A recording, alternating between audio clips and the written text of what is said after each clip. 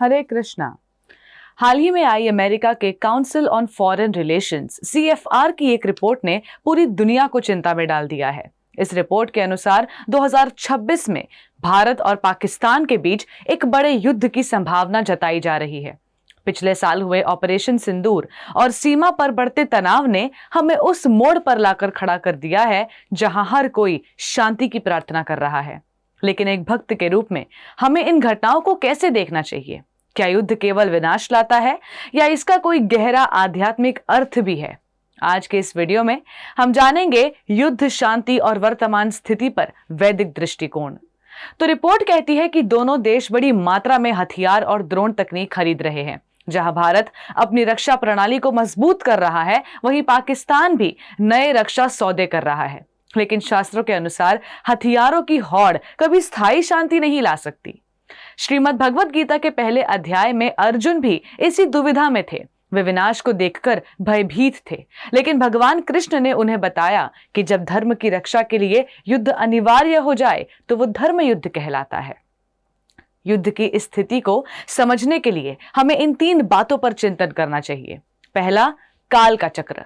वैदिक शास्त्र बताते हैं कि हम कलयुग में जी रहे हैं। कलयुग कलह और पाखंड का युग है, जहां शांति के प्रयास अक्सर विफल हो जाते हैं क्योंकि मनुष्यों के हृदय काम, क्रोध, लोभ और अहंकार से भरे होते हैं। दूसरा, अहिंसा बनाम धर्म। वैदिक संस्कृति केवल कायरता वाली अहिंसा नहीं सिखाती। श्रील प्रभुपाद कहते थे कि यदि कोई अन्यायी समाज को नुकसान पहुंचा रहा हो तो एक क्षत्रिय का कर्तव्य है कि वो शस्त्र उठाए। तीसरा, कर्म का सिद्धांत।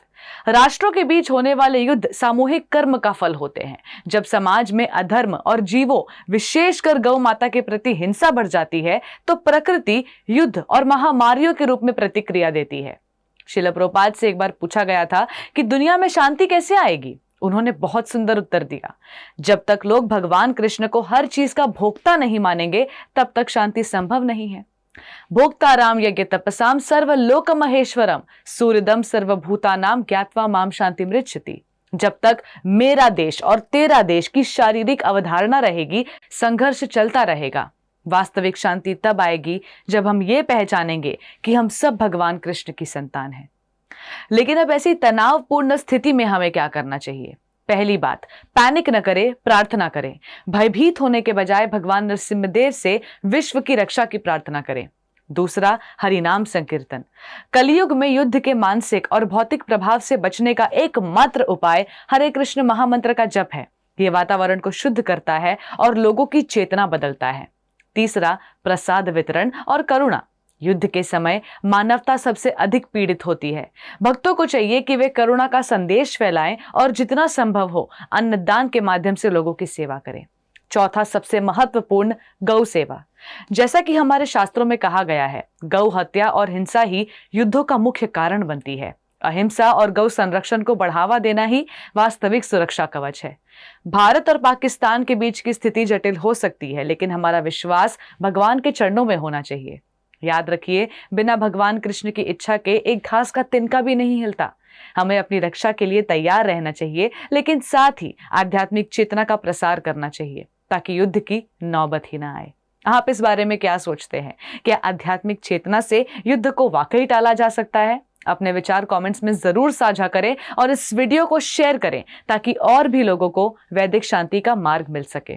धन्यवाद। हरे Krishna. Before a single drop, there is a heartbeat. At Haribol, that heartbeat is never traded for milk. Every cow and bull lives protected lifelong. This is ahimsa. This is kindness. This is devotion. Switch to Haribol Ahimsa A2 milk.